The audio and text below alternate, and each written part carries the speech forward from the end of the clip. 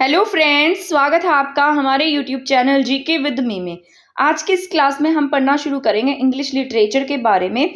ये क्लास आपकी इंपॉर्टेंट रहेगी इंग्लिश टीजीटी के एग्जाम के पॉइंट ऑफ व्यू से। इसमें मैंने सभी के सभी इंपॉर्टेंट जो पॉइंट हैं जो आपके एग्जाम के पॉइंट ऑफ व्यू से जरूरी हैं उन्हें ऐड किया है।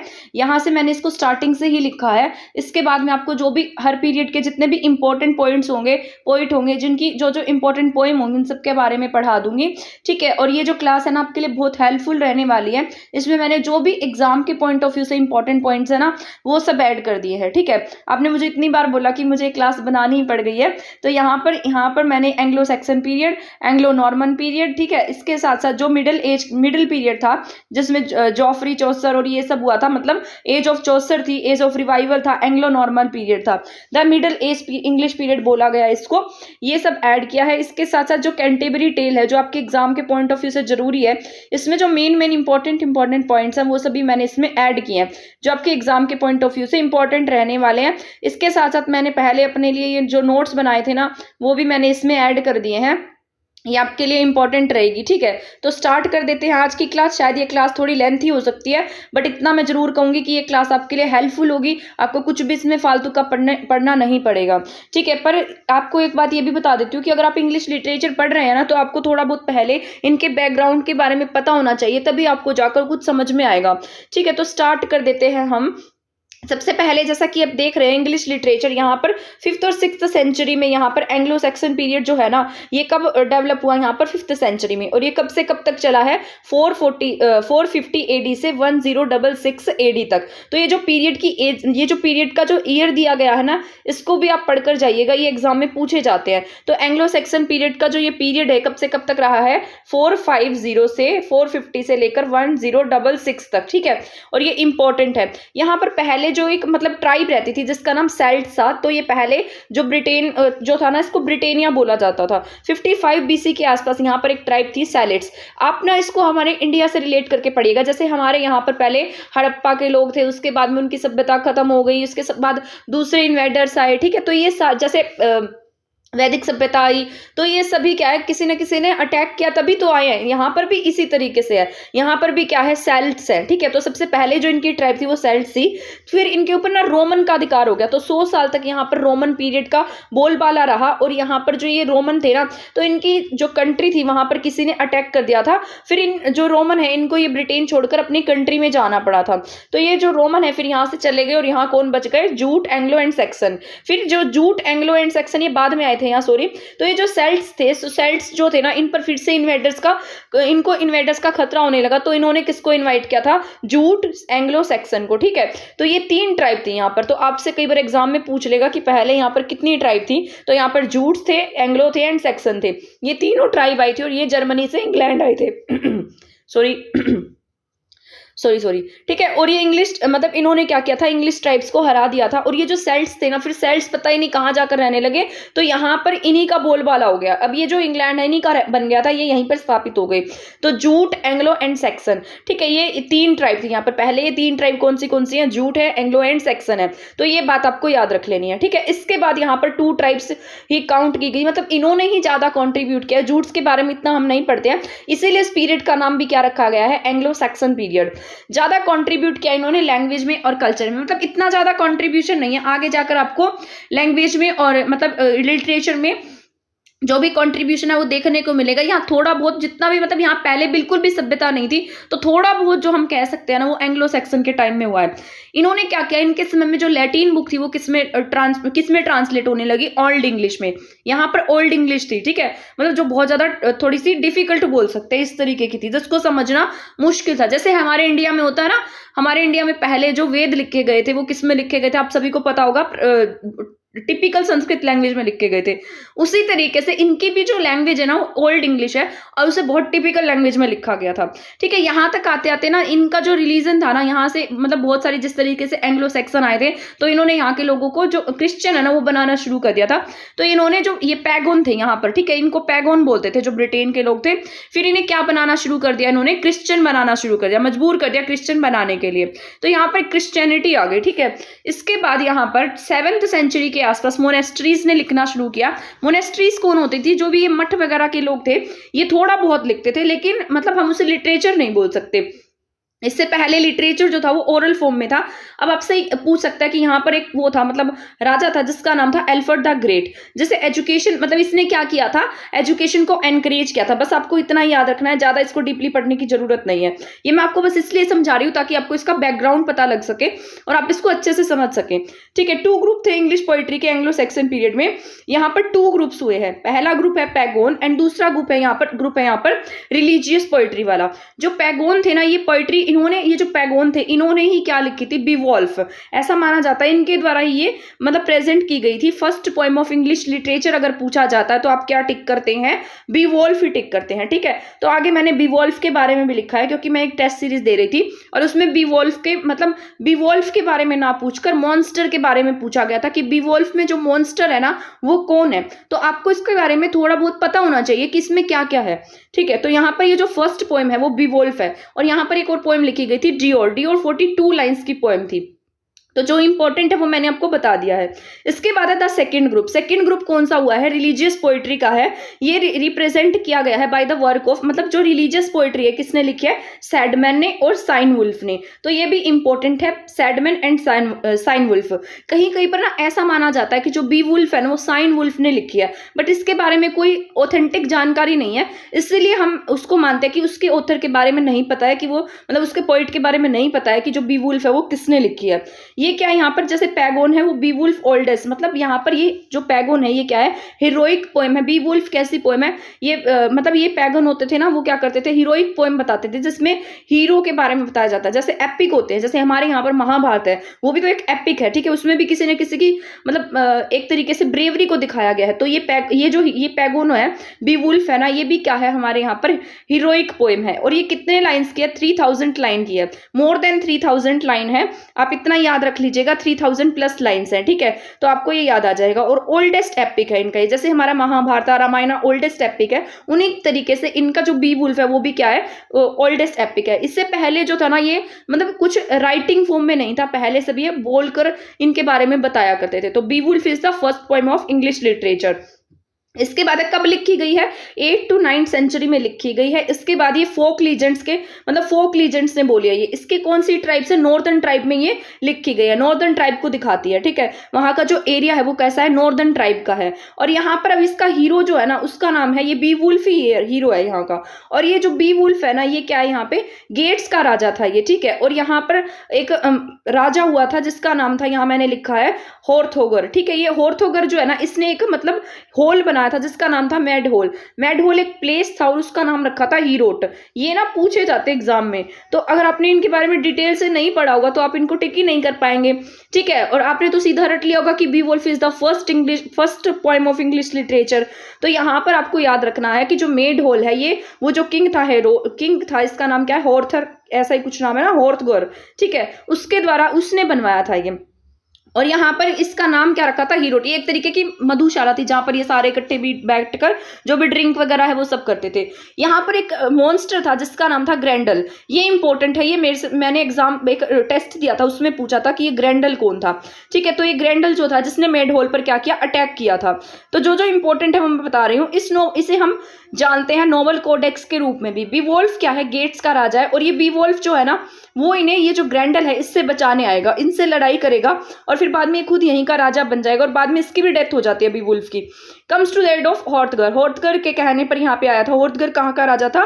डेल्स का राजा था। ठीक है, ये कहाँ पर, इसका प्लॉट कहाँ तैयार किया गया? डेनमार्क में और यूरोप में। तो आपको ये याद रखना है कहाँ तैयार किया गया इसका प्लॉट? डेनमार्क प्लस यूरोप में। और ये क्या है? मतलब जहां पर इसकी सिटिंग हुई है, मतलब जहां पर ये कहानी लिखी गई है, बताई जा रही है जिसके बारे में। इस पर क्या किया? मेड होल पर किसने आक्रमण किया? ग्रैंडल ने। तो आपसे पूछ ले कि मॉन्स्टर कौन है, तो Grendel is the monster. Mead hall क्या है? जहां पर यहाँ पर इसने आक्रमण किया था, हीरोट भी बोलते हैं। यहाँ का जो किंग था डेल्स का वो कौन था? हॉर्थगर। इसने इन्वाइट किया था किसे? बीवुल्फ को। तो जो इंपॉर्टेंट बात है मैंने आपको बता दिया। 3000 प्लस लाइन्स में इसको लिखा गया है। हीरोइक पोएम है ये, मतलब जो एपिक होते हैं उस तरीके से लिखी गई है। वॉरियर के बारे में, योद्धा के बारे में इसमें बताया गया। तो ये था आपका बीवुल्फ। बीवुल्फ आपका कंप्लीट हो चुका है। इसमें ये जितने भी इंपॉर्टेंट पॉइंट थे ना वो मैंने सभी आपको बता दिए हैं। इसके बाद है रिलीजियस। रिलीजियस क्या है? यहाँ पर सैंडमैन, ठीक है। सैंडमैन क्या था यहाँ पर, इसके बाद में सैंडमैन जो है वो फर्स्ट रिलीजियस पोइट था, ठीक है। आप क्या याद रखेंगे, जो सैंडमैन है वो क्या है यहाँ पर, फर्स्ट रिलीजियस पोइट है। और मतलब वैसे अगर आपसे पूछेगा रिलीजियस पोइट के बारे में, तब आपको क्या टिक करना होगा, जब ये आपसे पूछेगा मतलब दूसरे सीधी पोएम के बारे में कि रिलीजियस नहीं पूछकर ऐसे ही पोएम पूछेगा कि फर्स्ट पोएम कौन सा है, तो आपको बी वुल्फ टिक करना होगा। बट रिलीजियस पूछता है, रिलीजियस में आपसे फर्स्ट पोएट पूछता है, तो आपको सैंडमैन टिक करना होगा, ठीक है। तो किसे टिक करना होगा, सैंडमैन को। इसे क्या कहा जाता है, फादर ऑफ इंग्लिश सॉन्ग्स। इसके बाद है life stories describe in Bede's work historia, ठीक है। ये जो लाइफ, इसकी जो लाइफ स्टोरी है किस में दिखाई गई है, हिस्टोरिया एक नाम की बुक है ना, एक बुक है बैड्स, इस किसने लिखी है, बैड एज ने। ये जो नाम है ना इसका बैड एज है, ठीक है। एक बुक का नाम क्या है, हिस्टोरिया, इतना याद कर लेना, इस बुक का नाम है हिस्टोरिया। ये क्रोनोलॉजिकल लिखी गई है, मतलब इसमें हिस्ट्री से रिलेटेड पॉइंट जो है ना क्रोनोलॉजिकल ऑर्डर में लिखे गए हैं। और इसी में किसका वर्णन किया गया है, सैंडमैन का, ठीक है। जैसे हमारे यहाँ पर कोई हिस्ट्री की बुक लिखी जाती है तो उसको क्रोनोलॉजिकल ऑर्डर में ही लिखा जाता है, तो वैसे ही यहाँ पर जो ये बुक है रिलीजियस है और इसमें सभी चीजें क्रोनोलॉजिकल लिखी गई हैं। जो हिस्टोरिया बुक है इसमें किसका वर्णन है, सैंडमैन का। सैंडमैन को क्या कहा गया, फर्स्ट रिलीजियस पोइट कहा गया है। इसके बाद है सैंडमैन ने जो फर्स्ट पोएम लिखी थी वो आपको याद रखनी है। सैंडमैन ने क्या लिखी है, हाइमन ऑफ प्रेज, ठीक है। तो इसने क्या लिखी, हाइमन ऑफ प्रेज लिखी है। ये बाइबल से रिलेटेड है, इसमें बाइबल का मटेरियल लिखा गया, तो hymn of praise related to Bible, क्योंकि रिलीजियस है और इनका जो रिलीजियस बुक जो है वो भी बाइबल है। इसके बाद है Cynewulf, Cynewulf and his poem. ये इंपॉर्टेंट है आपका। साइन वुल्फ जो है ना, मतलब ये 9th सेंचुरी में हुआ था और ऐसा माना जाता है कि 1840 तक तो इसके बारे में किसी को पता भी नहीं था। इसके बाद में पता लगा कि साइन वुल्फ नाम का भी कोई पोइट हुआ था, ठीक है। अननोन कंपोजर था बी वुल्फ का, ऐसा माना जाता है। बट अगर आपको आपके पेपर में आ जाता है ना तो आपको अननोन ही टिक करना होगा, क्योंकि उसके बारे में कोई ऑथेंटिक जानकारी नहीं है। बट कहीं कहीं पर कहा गया है, ऐसा माना गया है कि इसी ने बी वुल्फ लिखी होगी। इसके बाद आपका मोस्ट इंपॉर्टेंट पीरियड शुरू होता है, जहां से आपका मेन इंग्लिश लिटरेचर शुरू हो जाता है। वो मैं आपको इसलिए बता रही थी क्योंकि वो भी आपके एग्जाम के पॉइंट ऑफ व्यू से जरूरी है। क्या पता आपसे छोटे छोटे पॉइंट्स पूछ लिए जाए, तो इसके बारे में हम कुछ प्रेडिक्ट नहीं कर सकते हैं कि आपसे क्या पूछा जाएगा। इसके बाद था मिडिल इंग्लिश पीरियड, जो मिडिल इंग्लिश पीरियड है। और मैं कोशिश करूंगी कि एक क्लास में आपको बहुत सारा करा दूं, जिससे कि आपका ज्यादा टाइम भी वेस्ट ना हो और आपके एग्जाम के पॉइंट ऑफ व्यू से आपको मोस्ट इंपॉर्टेंट जितने भी पॉइंट्स है ना वो सीखने को मिल जाए। द मिडिल इंग्लिश पीरियड वो वाला हमने कब से कब तक पढ़ा है, 450 से 1066 तक, है ना, जो फर्स्ट वाला है एंग्लो सैक्सन पीरियड। अब यहाँ पर मिडिल इंग्लिश पीरियड कब से कब तक शुरू होता है, 1006 से लेकर 1500 तक, ठीक है, 1500 तक। तो ये है आपका मिडिल इंग्लिश पीरियड। इसमें इसे भी 3 पार्ट्स में डिवाइड किया गया है, Anglo Norman period, age of Chaucer and age of revival. इसे हम ऐसे भी पढ़ते हैं कि before the age of Chaucer, age of Chaucer and the after the Chaucer. तो इसे हम ऐसे भी पढ़ सकते हैं, बट इसको हम ऐसे पढ़ते हैं कि क्या है, एंग्लो नॉर्मन पीरियड है, एज ऑफ चौसर है and then age of revival है।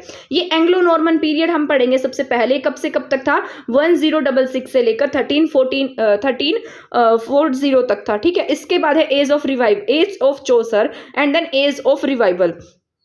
जो एज ऑफ रिवाइवल है ना, ये बहुत ज़्यादा इंपॉर्टेंट नहीं है। इसमें बस इतना बताया गया है कि मतलब यहाँ पर ना कोई बहुत ज़्यादा इस 100 सालों में कोई बहुत ज़्यादा लिटरेचर नहीं लिखा गया था। बस जो ये है ना, मतलब यहाँ पर जितने भी पोइट वगैरह थे उन्होंने चौसर को कॉपी किया है एक तरीके से, या उसका अनुकरण किया है, कॉपी किया है उससे। इसके बाद है एंग्लो नॉर्मन। एंग्लो नॉर्मन जो है ना, ये पीरियड 1066, इसे नॉर्मन कॉन्क्वेस्ट भी बोलते हैं। और इसी टाइम में ऑक्सफोर्ड एंड कैम्ब्रिज यूनिवर्सिटी बननी शुरू हुई थी 1200 के आसपास। अब एंग्लो नॉर्मन पीरियड को हम before the age of Chaucer भी कहते हैं। यहाँ पर जो नॉर्मन के किंग है ना, उनका क्या हो गया था, यहाँ इनका अधिकार हो गया था। नॉर्मन है वहां के राजा का इस मतलब इंग्लैंड पर अधिकार हो गया। पहले तो एंग्लो सैक्सन थे, अब यहाँ पर कौन आ गए, नॉर्मन का जो राजा वो यहाँ कर रहने लगा। अब यहाँ पर आने से ना एक फायदा हो गया यहाँ पर इनको। पहले जो एंग्लो सैक्सन थे उनके पास बहुत ज्यादा लिटरेचर नहीं था, इतनी ज्यादा सभ्यता नहीं थी। अब ये जो आए ना, तो यहाँ पर ये कल्चर अब यहाँ पर ये आएंगे तो कल्चर लेकर आएंगे, लिटरेचर सिखाएंगे इन्हें। और यहाँ पर सबसे ज्यादा ना इन्हें फ्रेंच सीखने को मिलेगी। कल्चर लिटरेचर सभी क्या है, फ्रेंच रूलर इंट्रोड्यूस करेंगे यहाँ पर। ये फ्रेंच रूलर हैं जो नॉर्मन है, तो नोबिलिटी आएगी इनमें, कल्चर सीखेंगे, लिटरेचर सीखेंगे। इसके बाद है यहाँ पर यहाँ पर ये वही मैंने लिखा है कि language and literature most important है। यहाँ पर क्या आया है, लैंग्वेज और लिटरेचर आया एंग्लो नॉर्मन पीरियड में। इसके बाद 1350 में नॉर्मल रूलर जाएंगे, तो इनके पास में मतलब अब ये जो नॉर्मल रूलर है यहाँ से चले जाएंगे तो इनके पास क्या छोड़कर जाएंगे, तो जब ये यहाँ से जाएंगे ना तो इनके पास 30,000 प्लस वर्ड्स होंगे, 30,000 प्लस वर्ड्स होंगे जो पहले इनके पास नहीं थे, यानी कि पहले ये इन सब नए शब्दों के बारे में नहीं जानते थे। इसके बाद है यहाँ हिस्टोरी जो है ना क्रोनोलॉजिकल बनेगी, वो ब्रूट लाइमन ब्रूट है, ठीक है। लाइमन ब्रूट की एक पोएम, ये भी क्या है, यहाँ पर एक हिस्टेरोग्राफिया नाम की एक बुक है, उसमें इन्होंने क्रोनोलॉजिकल हिस्ट्री के बारे में लिखा है। लाइमन्स ब्रूट की एक बुक है जो हिस्ट्री से रिलेटेड है, इसमें इन्होंने क्या लिखा है, क्रोनोलॉजिकल ऑर्डर में सबके बारे में लिखा है। यहां से हिस्ट्री आपको क्रोनोलॉजिकल मिलेगी, ठीक है। जो मैंने आपको पहले बताया ना उसमें सिर्फ सैंडमैन के बारे में दिया गया है, यहां से स्टार्ट हो जाएगी क्रोनोलॉजिकल ऑर्डर में, ठीक है। और ये किसने लिखे, ब्रूट ने लिखे, लाइमन्स ब्रूट ने। इनका नाम है लेमेंस ब्रूट, इन्होंने ही लिखे हिस्टेरोग्राफिया नाम की कुछ ऐसे बुक है। और यहाँ पर सबसे पहली पोएम देखने को मिलेगी रिलीजियस डिडियाटिक पोएम। अब ये डिडियाटिक क्या होता है, डिडियाटिक वो होता है जब लास्ट में आपको किसी चीज के बारे में मोरल सिखाई जाती है, मोरल वैल्यूज बताई जाती है। जैसे हमारे यहाँ पर जो स्टोरीज होती है, जब हम बच्चों को सुनाते हैं, जो हम बच्चों को पढ़ाते भी हैं, तो भी लास्ट में एक नैतिक शिक्षा दी गई होती है, मोरल दिया गया होता है। तो वही क्या है, डेडियाटिक है, जिसके बारे में, जिसमें हमें लास्ट में क्या मिलती है, मोरल लेसन मिलता है। तो ये क्या है, द आउल एंड नाइटिंगेल। जो आउल एंड नाइटिंगेल है, एक ऐसी पोएम है, एक डिबेट पोएम है, ठीक है। तो आपको याद रखना है ये कैसी पोएम है, डिबेट पोएम है। और ये जो आउल है ना, ये नाइटिंगेल से क्या कर रहे हैं आपस में, ये दोनों ही आपस में एक दूसरे से डिबेट कर रहे हैं। तो आपसे पूछा जाए कि रिलीजियस डिडियाटिक पोएम कौन से है, तो आप क्या टिक करेंगे, the first poem is owl and Nightingale, ठीक है। और ये कौन से पीरियड की है आपके, ये जो हम पढ़ रहे हैं ना एंग्लो नॉर्मन पीरियड, उस पीरियड की ये पोएम है, ठीक है। जो यहाँ पर आपके इसके बाद जो चौसर आएगा इसके बारे में पढ़ेंगे। इसके बाद रोमांसेस क्या है, यहाँ पर रोमांसेस जो है इसका मतलब ये होता है कि इसमें ना देश से प्यार दिखाया गया है, ये फ्रेंच कल्चर से ज्यादा इफेक्ट हुई है। अब जो रोमन लैंग्वेज है, ये ज्यादा इसके जो शब्द है ना कहाँ से आए हैं, लैटिन भाषा से आए हैं, ठीक है। द मैटर ऑफ ब्रिटेन, ये बस मैंने, ये ज्यादा इंपॉर्टेंट नहीं है, आपको इसको पढ़ने की जरूरत नहीं है। इंग्लिश पोएट्री में अब ये इंपॉर्टेंट है आपका, ठीक है। आपसे पूछ लिया जाए इंग्लिश पोएट्री में राइमिंग कहाँ पर क्रिएट हुआ, क्योंकि ओल्ड इंग्लिश जो थी वहां पर राइमिंग नहीं था। अब इंग्लिश पोएट्री में यहाँ पर क्या क्रिएट होगा, राइम क्रिएट होगा, ठीक है। और ये कहाँ किसने किया है, फ्रेंच लोगों ने किया है। मतलब जितना भी लिटरेचर है, जितने वर्ड्स हैं और जितनी राइमिंग्स हैं, ये सब किसके द्वारा इंट्रोड्यूस की गई है, फ्रेंच के द्वारा। तो इसी पीरियड में राइम क्रिएट हुआ है, ये इंपॉर्टेंट है, ठीक है। इसके बाद है किंग जॉन जो था ना, यहाँ बैड कैरेक्टर था, ये भी नहीं पढ़ना आपको। इसके बाद ये वाली पोएम जरूरी है, और म्यूलम एंड बाय ऑर्म, ठीक है। ये भी सेकंड पोएम है यहाँ की। पहले हमने कौन सी पढ़ी है, the owl and the Nightingale. इसके बाद हम पढ़ रहे हैं ऑर्म्यूलम बाय ऑर्म। ये बाइबल की, ये किस लिए लिखी गई है, बाइबल को इजी करने के लिए लिखी गई है। जैसे हमारे यहाँ पर जिस तरीके से वेद लिखे गए हैं, वेदों को आसान भाषा में लिखने के लिए, वेदों की जो भाषा उसको आसान करने के लिए लिखा गया था ना, उसी तरीके से यहाँ ऑर्म्यूलम है बाय ओम, ये बाइबल से रिलेटेड है। और ये एक वर्क है, मतलब इसमें क्या है, ये भी जो है ना इसकी थीम, इसमें बाइबल को इजी लैंग्वेज में लिखा गया है। और फर्स्ट वर्क है पोएटिक मीटर में, इंपॉर्टेंट है ये आपका।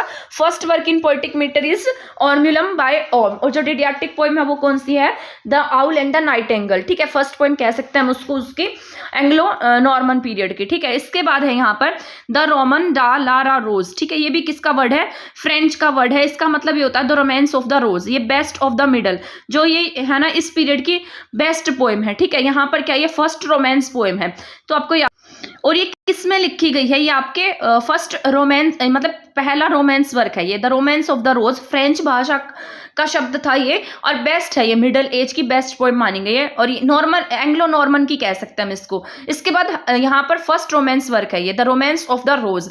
इसके बाद आपका मोस्ट इंपॉर्टेंट वर्क शुरू हो जाता है, यहीं से शुरू होगी एज ऑफ चौसर, ठीक है। 14th सेंचुरी में लिखी, 14th सेंचुरी से स्टार्ट होती है, 1350 से 1500 तक, ठीक है। अल्टरनेटिव वर्ड्स में लिखी गई है, वैसे 1340 भी बोल सकते हैं, क्योंकि जो चौसर है ना उसका बर्थ 1340 में हुआ है, तो हम इसको कहीं कहीं पर 1340 लिखा है, कहीं 1350 लिखा है।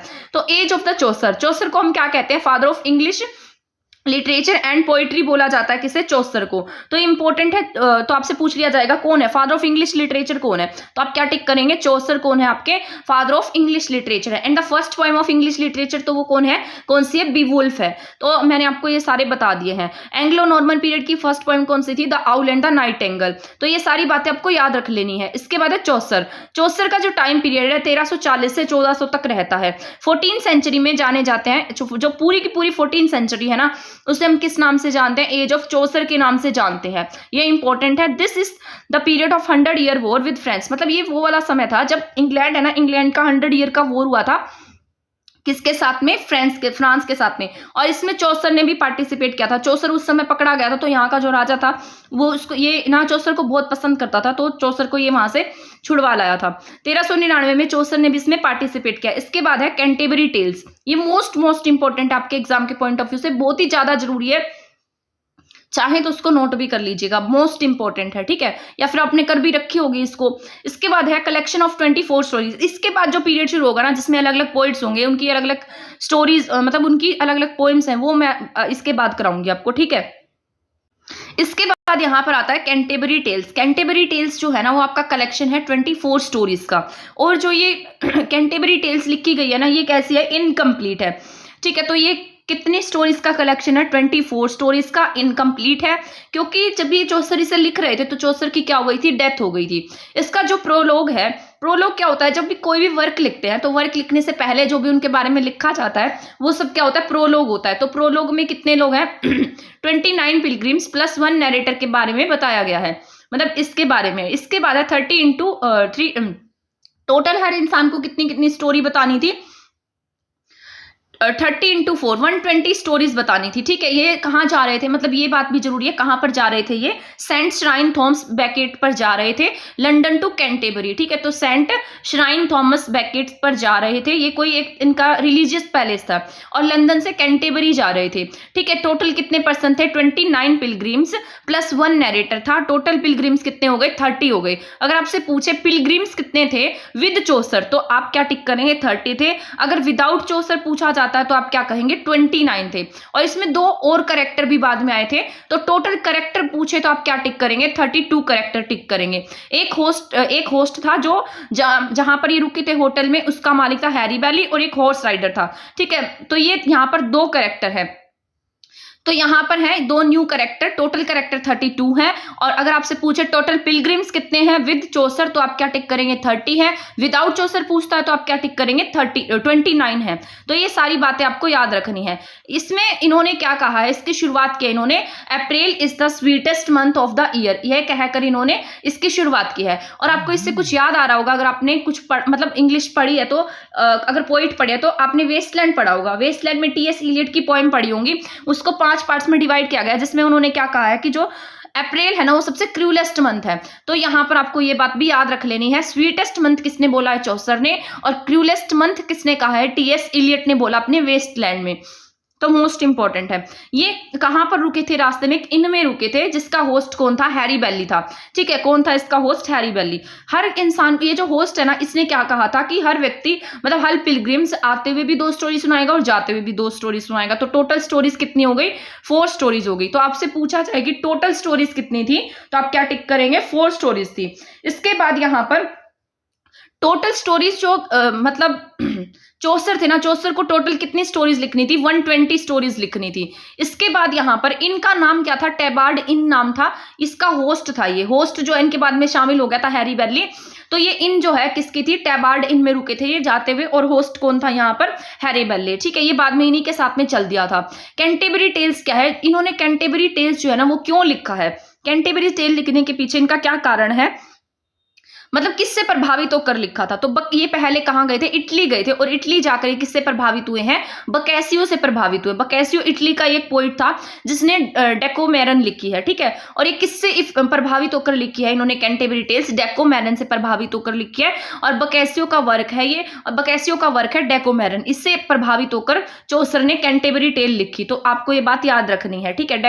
डेकोमेरन से इंस्पायर्ड होते हैं। और आपको एक बात पता होगी, चौसर ने अपने, इनके एक दोस्त थे जिनकी वाइफ थी ब्लॉन्चे, उसकी याद में द बुक ऑफ डचेस भी लिखा है। और एक आपने स्टोरी पढ़ी होगी द लास्ट डचेस, ठीक है। वो किसने लिखी है? द लास्ट डचेस लिखी गई है रॉबर्ट ब्राउनिंग के ठीक है, तो यहाँ पर हम पढ़ रहे हैं। अब यहाँ पर मैंने आपको बताया है द बुक ऑफ डचेस लिखी है इन्होंने, चौसर ने अपने दोस्त थे उनकी वाइफ ब्लॉन्चिस के लिए, ठीक है, उनके कहने पर। और यहाँ पर जो द लास्ट डचेस है वो किसने लिखी है, रॉबर्ट ब्राउनिंग ने। इसके बाद है प्रोलोग में चौसर ने टोटल कैरेक्टर, जो प्रोलोग मैंने आपको बताया था टोटल कैरेक्टर थे वो प्रोलोग में 2 के बारे में इन्होंने जिक्र नहीं किया है। 29 थे ना, मैंने आपको बताया था 29 + 1 थे, तो चौसर खुद लिख रहे हैं तो अपने तो यहाँ खुद के बारे में तो क्या, यहाँ प्रोलोग में चौसर ने टोटल जो करेक्टर हैं वो कितने बताए हैं, 27 को ही डिफाइन किया है। +1 में खुद है तो खुद तो स्टोरी लिख रहे हैं। तो यहाँ प्रोलोग में किसके बारे में नहीं बताया गया, 2 करेक्टर के बारे में नहीं बताया गया है, एक नन है और एक क्या है, प्रिस्ट है। तो नन के बारे में और प्रिस्ट के बारे में इन्होंने प्रोलोग में नहीं बताया है। टोटल प्रोलोग में कितने करेक्टर हैं, 27 के बारे में जिक्र किया गया है, 2 के बारे में जिक्र नहीं हुआ, नन प्लस प्रिस्ट के बारे में, ये याद रख लेना है, ठीक है। वैसे टोटल कितने करेक्टर थे, 29 + 1 थे।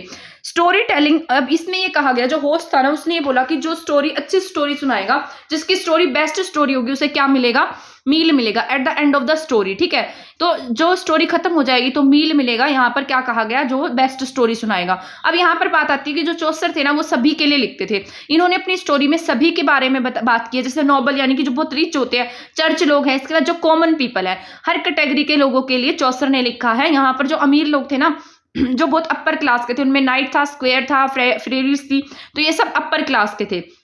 इसके बाद यहाँ इंपॉर्टेंट पॉइंट्स है। फर्स्ट टेल जो बताई गई वो किसने बताई है, नाइट ने बताई है। पर्सन टेल, जो लास्ट टेल जो है वो पर्सन ने बताई है। फर्स्ट टेल किसने बताई है, नाइट ने, और लास्ट टेल किसने बताई है, पर्सन ने, ठीक है। Tale in the poetic form, जो टेल थी वो कौन सी फॉर्म में थी, पोएटिक फॉर्म में। 22 टेल्स जो है ना वो पोएटिक फॉर्म में है और 2 टेल्स जो है वो प्रोज में है। तो याद रखना है पोएटिक फॉर्म में कितनी है, 22 है, 2 किस में है, प्रोज में है। ये 2 इसमें है, पर्सन टेल बोलते हैं इसको, टेल ऑफ मैलीबस बोलते हैं। तो आपको बस याद रखना है कि 22 टेल्स पोएटिक फॉर्म में और 2 टेल्स प्रोज में है, बस इतना याद रख लेना। गुड कैरेक्टर्स में पार्सन है, नाइट है, प्लोमैन है, ऑक्सफोर्ड का स्टूडेंट है, ये गुड कैरेक्टर है। जॉन ड्राइडन ने जो चौसर ऐसे क्या कहा है, हेयर इज गुड प्रीटी, ठीक है। तो ड्राइडन ने चौसर को क्या बोला है, हेयर इज गुड प्रेंटे बोला है, ठीक है। तो ये आपको पता होगा, इन्होंने हीरोइक कपलेट का भी यूज किया था चौसर ने, जिसे आगे जाकर ज्यादा यूज किया है जॉन ड्राइडन ने।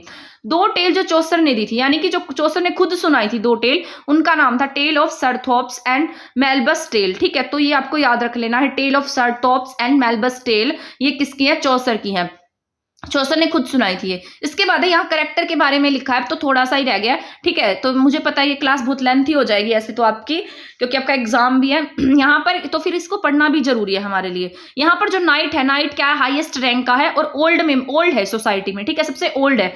इसके बाद यहाँ पर है योद्धा है, ये 100 ईयर वॉर में इसने पार्टिसिपेट किया है और फाइट फॉर क्रिश्चियनिटी के लिए लड़ता है नाइट, ठीक है। हाईएस्ट रैंक का, नोबल है, नोबल मतलब रिच है। इसके बाद यहाँ पर ना आपको जितने भी करेक्टर मिलेंगे ना वो बिल्कुल अपोजिट मिलेंगे, मतलब उनका नाम अगर अच्छा है तो उनके काम अच्छे नहीं है। इसके बाद है द स्क्वायर, स्क्वायर कौन है, यहाँ पर नाइट सन है, ठीक है। तो स्क्वायर किसका बेटा है, ये जो नाइट था ना इसका बेटा है। नाइट कैसा, बहुत योद्धा टाइप है, वॉरियर टाइप है, बट जो एक नाइट है, ये जो स्क्वायर है ना बहुत अपोजिट है इसके, ये लेडी मैन है और लस्टी है बहुत ज्यादा, ठीक है। सिंग करता है, गाने गाता है, पोएट्री करता है, इस तरीके का इंसान है ये स्क्वायर। ड्रिंक वगैरह करता है, ये लस्टी टाइप का है। इसके बाद है योमैन, योमैन क्या है, नाइट का और स्क्वायर का नौकर है, ये सर्वेंट है। यो का मतलब क्या होता है, यस होता है, और सर्वेंट का काम क्या होता है, यस बोलना होता है ना।